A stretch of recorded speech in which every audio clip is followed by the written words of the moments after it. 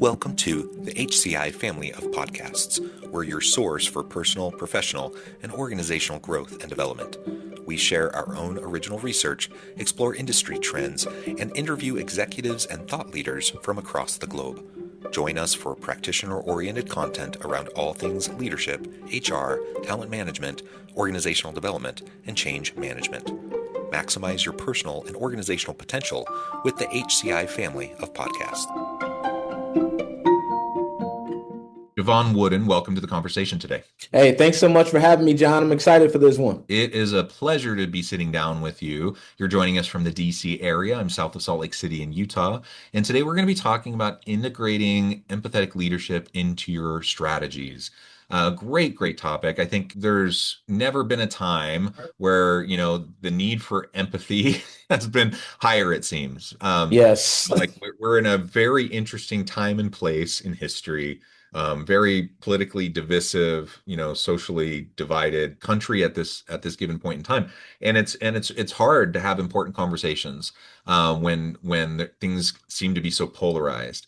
Right. But we lead diverse organizations, and so as leaders, we need to understand how to have empathy, show empathy, model empathy for others around us, and how to really integrate that into our leadership practices, into our organizational and team practices, so that people can feel seen and heard and safe to be who they are and bring, their unique backgrounds to the organization for the benefit of everybody. But in a divisive world, in a polarized world, that's hard to do. So anyways, I think it's going to be a really fun conversation, a lot of great insights in store for the audience today. As we get started, I wanted to share Jevon's bio with everybody. Jevon Wooden is a sought-after speaker, coach, and author specializing in empathetic leadership. A veteran CEO and expert in emotional intelligence and DISC, he empowers leaders to build high-performing teams, foster thriving workplace cultures, and achieve sustainable business growth. Jevon's insights have been featured in Forbes, Entrepreneur, Inc. magazine, and many more. Again, a pleasure to have you. Anything you would like to highlight by way of your background or personal context before we dive on into the conversation? Yeah, I think it's important, John, to just allow people, you read a little bit of the background, but allow people to understand that how I landed on this empathetic leadership concept. Mm-hmm. And I landed on it, you mentioned the military, but I was also in tech. My background was in tech. I served in tech as a leader for a while in the corporate setting and in the government setting. Mm-hmm. So what I noticed was the difference between success, failure, high team morale, and low team morale, productivity, and all these things that, leaders say they care about was empathy. And it was being able to connect. And even in those difficult conversations, difficult leadership moments, they were able to convey the why, first and foremost, and convey how whatever decision they had to make impacted their teams. And that's something, as you mentioned, is something that's even more important today because a lot of people live in a constant state of uncertainty and fear. So I just wanted to give that context prior to us even diving into this conversation. Yeah, no, you're absolutely right. The complexity, the uncertainty, the fear that's behind so much of the polarization and divisiveness is real. And, so people get into the fight or flight response, right? When they feel threatened, when they have fear, and your kind of rational brain turns off and you get into that fight or flight. And then that's when bad things tend to happen. Like that's when bad interactions happen. That's when people snap and lash out and all those sorts of things. And so like just to be able to recognize and acknowledge, like it's a challenging, tough time for folks in a whole wide variety of ways. And there may be someone sitting across the aisle from me who I disagree with like passionately in terms of like political, social, economic views, those sorts of things, but they're still a person, they're still a human being. And a lot of their views are probably driven by fear and concern and fear for their futures and the future of their family, their kids, in ways that maybe I don't agree. I don't think those same fears, are things I'm concerned about. But I can acknowledge that fear exists, and I can acknowledge that uncertainty exists, and that that's a natural human response, right? It And so is. having that level of acknowledgement and recognition, and then empathy towards that person who I may completely disagree with on a whole bunch of things, that gives us a chance to like interact with each other in a real human way, an authentic, genuine way where I can see them and be with them and see who they are. And like we're all complex people. We all have good. We all have things that aren't good. Like I'm certainly not perfect. Like I try to do right by others, but like I have blind spots. I'm sure I'm not perfect. And so I can give grace to other people as I hope they give grace to me in terms of how I try to interact with people and try to interact with the world. That's just a very different way of approaching, difference and people who may see things completely different than me, in ways that I find even reprehensible at times. But I can interact with them in a human way, and that like there's so much better potential for good outcomes in collaboration and teamwork when we can approach things that way than when we just start to like otherize people and start to Mhm. label them and start to say, oh, well, they're terrible. And that's the easy way out. And we need to take the more empathetic approach and recognize the good in everyone and find ways to find common ground and to build off that common ground so that we can build towards a common future that's going to be positive for everybody. Yeah, absolutely. You said a lot of great things there, John. And one of the pieces that I want to start with is the component of that rational mind, the cognitive mind. A Mm-hmm. lot of folks like to say that they're rational. I got news for everyone. We're all emotional.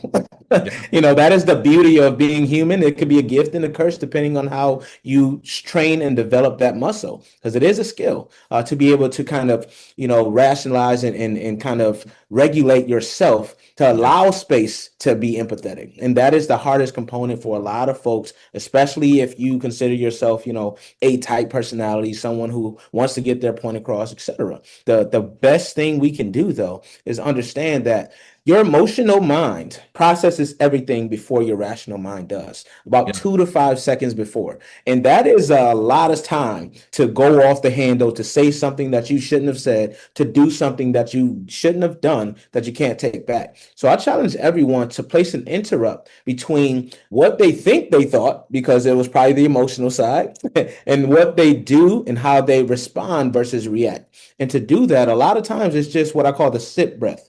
The sip breath is Mhm. as long enough to take a sip of water. It's about 2 to 5 seconds, depending on who you are. So it allows your cognitive brain to take over.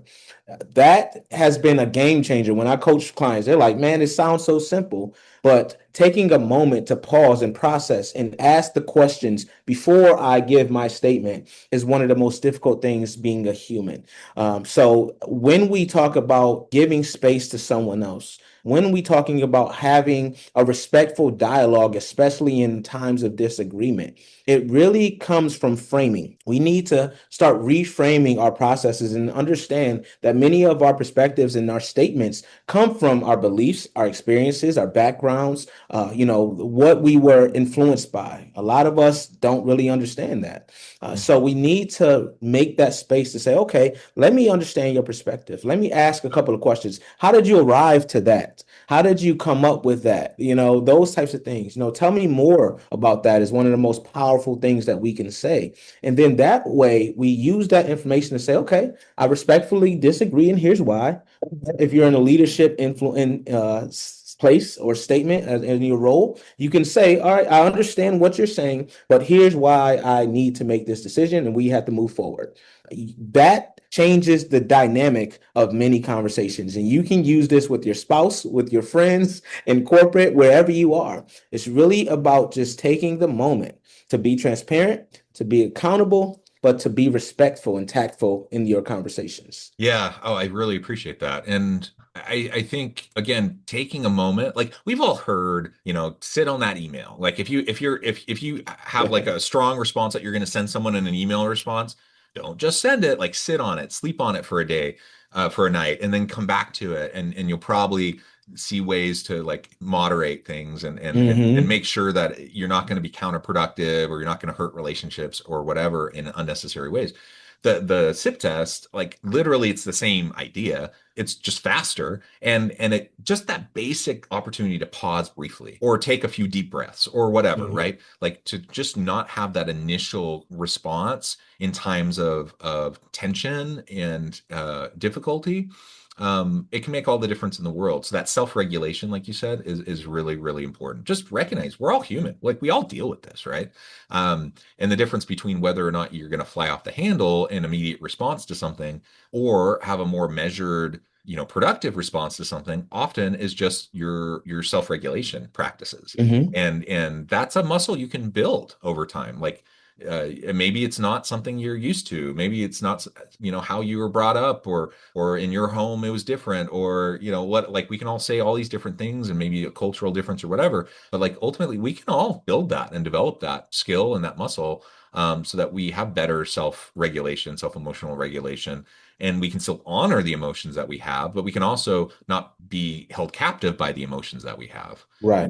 Because our emotions aren't always rooted in reality. Like, like it's my perception of like interactions with people. And sometimes my perceptions and all the stuff that's going on in my brain and my own baggage and like all these different things influence how I'm going to interpret stuff, and then what my initial reaction is going to be to things. And, sometimes those may be completely, in tune and accurate and everything. But a lot of times there's at least an opportunity for us to pause, take a deep breath, and reevaluate and see, is there another way to look at this? Is there another framing? Is there another perspective?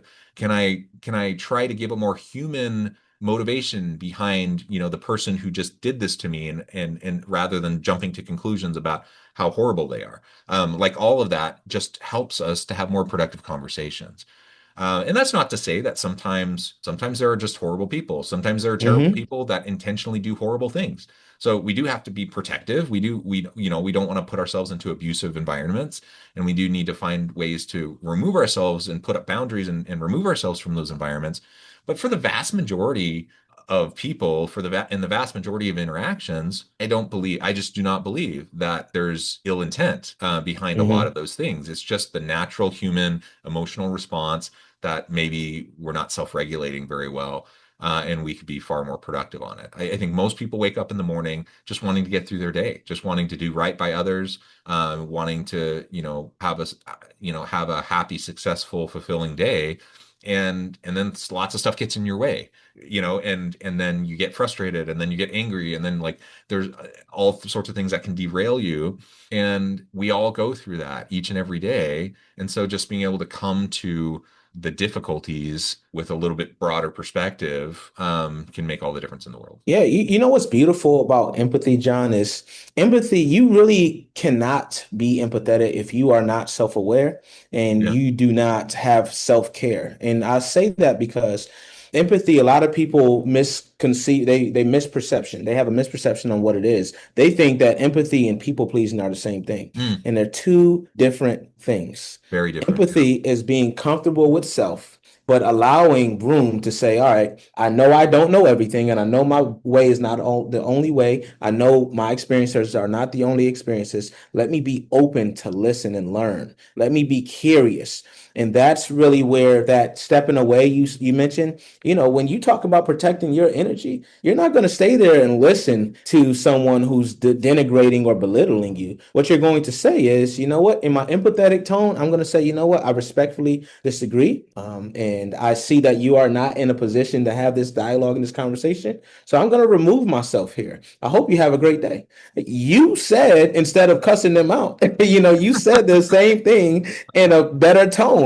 And that's what I love about it. It's still saying exactly what you wanted to say, but understanding, like you said, that there is a human you're speaking with, whether they are what you may perceive as a bad human or not.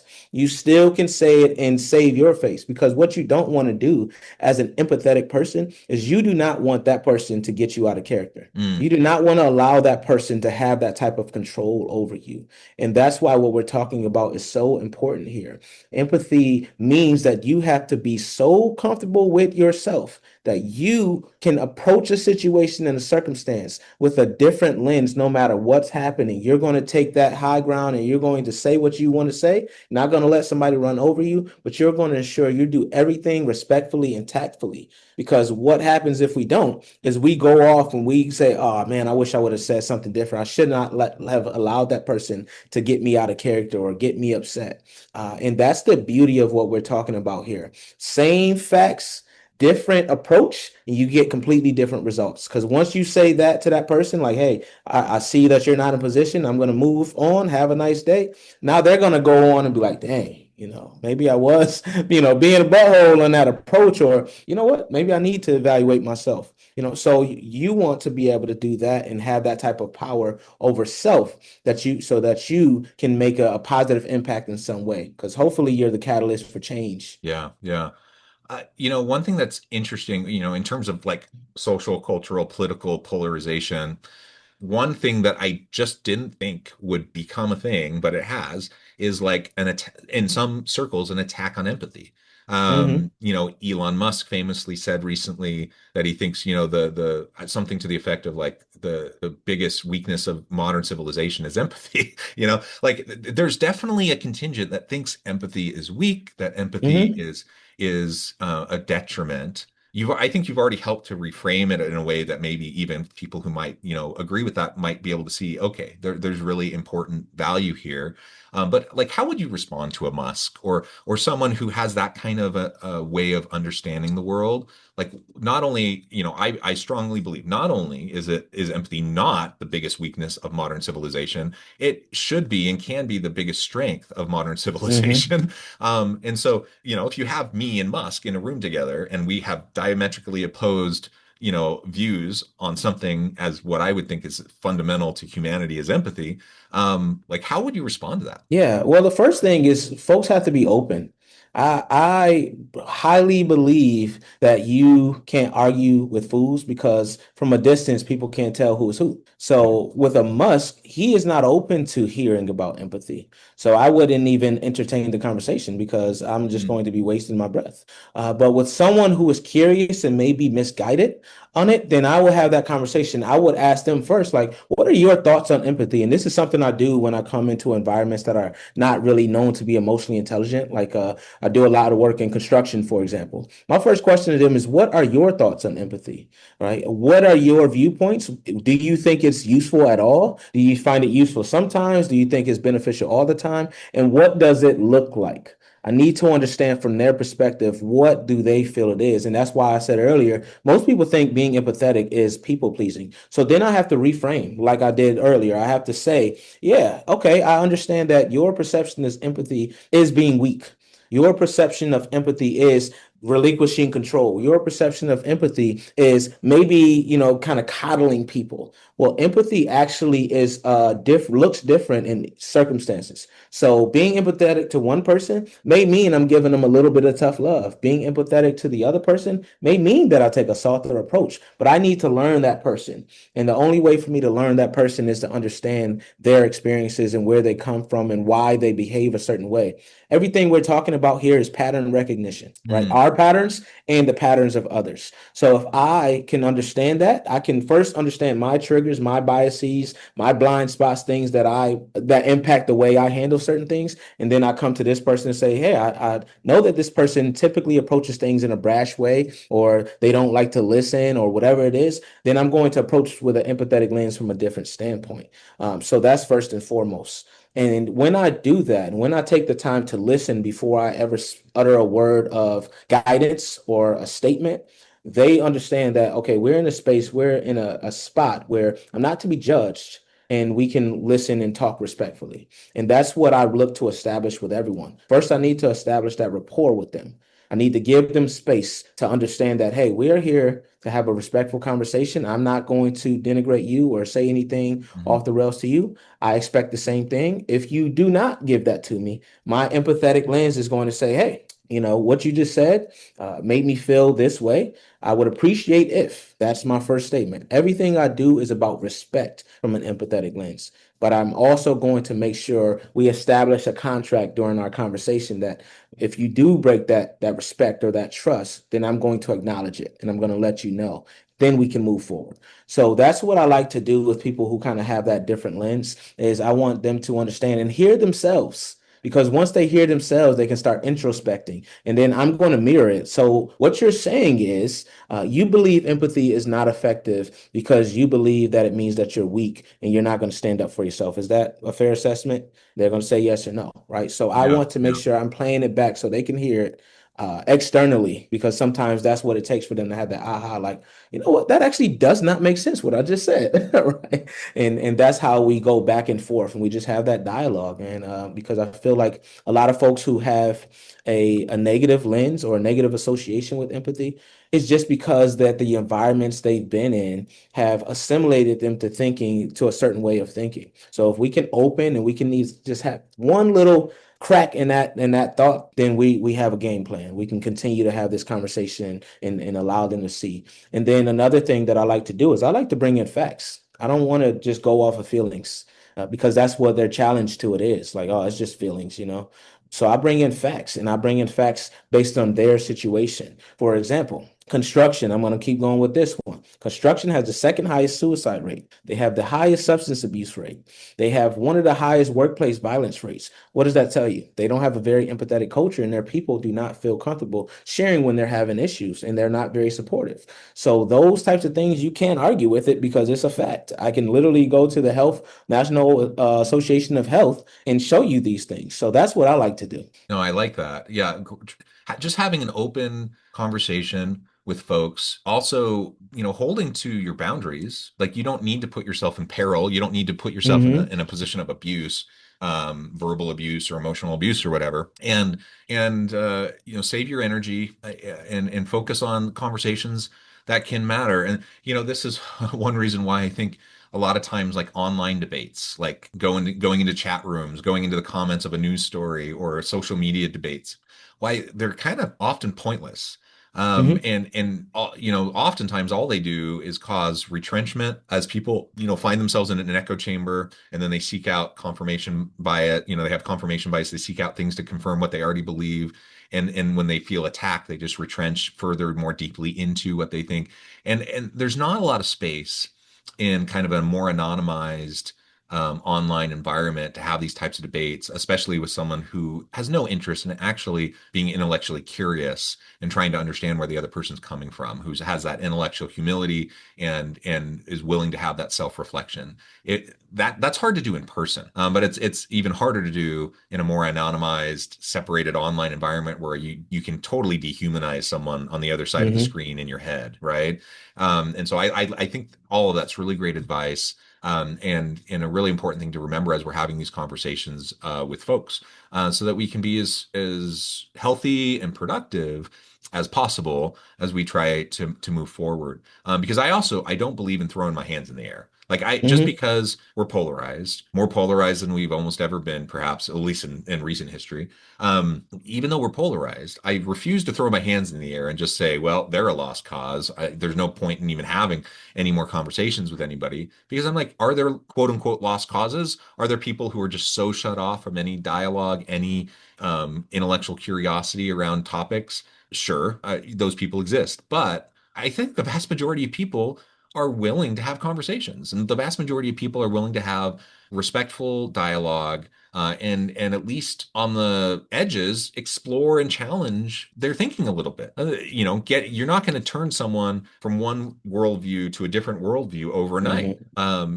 Nor should we even really try, right? Like, but you can inform, you can use data, you can have meaningful conversations where you're treating the other person with dignity and respect, even when you disagree. And all of that over time could cause someone to shift or at least be open to, a different perspective. And Absolutely. that's hugely valuable. Like if we could get back, I don't need people to agree with me. I just want to get back to a society where we can disagree respectfully. And I can acknowledge, like, yeah, smart, intelligent, well-intentioned people can see the world in vastly different ways than I do, and they can have a vastly different perspective on like the best path forward than what I hold. But we can have those conversations and lean into the discomfort of those conversations and still do it in a respectful way, where Absolutely. I can still acknowledge the humanity of that person sitting across the table from me. And we can still, we can still be pals. We can still be buddies. We can still have relationships, even when there are disagreements. So not putting our head in the sand, not throwing our hands in the air and just saying, "Oh, it's a lost cause. There's nothing we can do." Like but continue to do the hard work of like trying to have these conversations with folks. I think is just really, really important. Noting that yes, we need to protect our energy. We need to we can't change the world overnight. Like we can't all those things are also real, and we have to acknowledge that. Yeah, absolutely. That's why I stand on this hill of empathy and vulnerability being strength, because when you're Yeah. empathetic, there's a lens of or a component of vulnerability that's very important there, because you're going to run into people who have polarized views. You're going to run into people who say, that's fluff. You're going to run into people who have, whatever type of perspective that is the exact opposite, the antithesis to your perspective. And it is important to have conversations, but what I will say is, people we have our job as you and I and others who believe that empathy is a catalyst for positivity, but also a catalyst for really moving forward in this world, is to continue to have these dialogues on the grand stage like we're doing right here, continue to represent empathy when we're in rooms and spaces, when we're having conversations. And yes, we can challenge one to one. But another thing that's really, really important is for us to understand that it's going to take a concerted effort. If we are to challenge those who are even on the large stage saying these things about empathy and about, humanity and all those things, it's going to take an army of us, right? So what I would say to the listeners is, if this is resonating with you and you agree with us, do us a favor and share these types of conversations. Put us in rooms where we can have more dialogue with others who may even challenge this notion. That's what's going to be the catalyst for change. Yep. Because I love what you said. You don't throw your hands up. And even with Elon, I'm not saying I would throw my hands up with him, but the key is to identify when someone's actually open to the conversation, or they're just so stuck in what they believe that maybe I'm not the voice for them. But if we create an army of voices, maybe one of those can get through and be that change. And I am completely fine with that. And I love the fact that you brought that up, right? We just have to understand that it's not going to happen with just a singular person. It's going to take all of us speeding and stating these things and sharing one another's posts and being in one another's platforms, sharing platforms in order for us to get back on the right track, because we have regressed as a people, as a culture, as a nation, as just and I understand it. And the reason why I understand it is because people have been tired of certain things for a long time, and people were just so willing to try anything. You know what I mean? So I get it.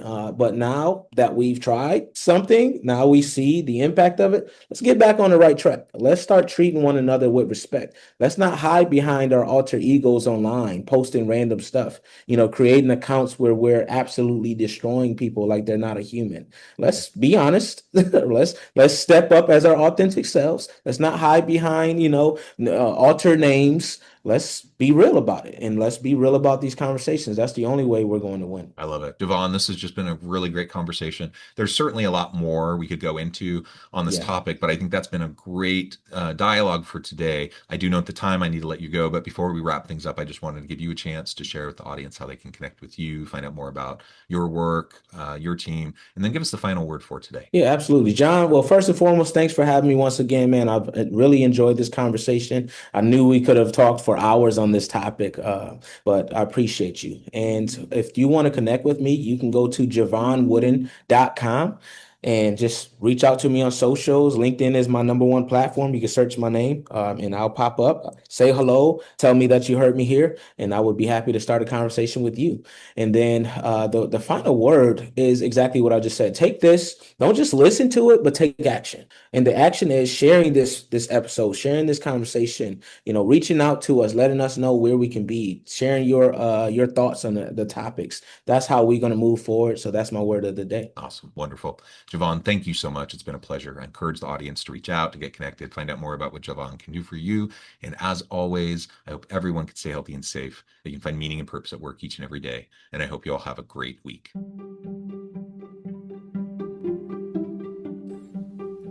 Thanks for joining us for this episode of the podcast. We hope you stay healthy and safe, and please join us again soon.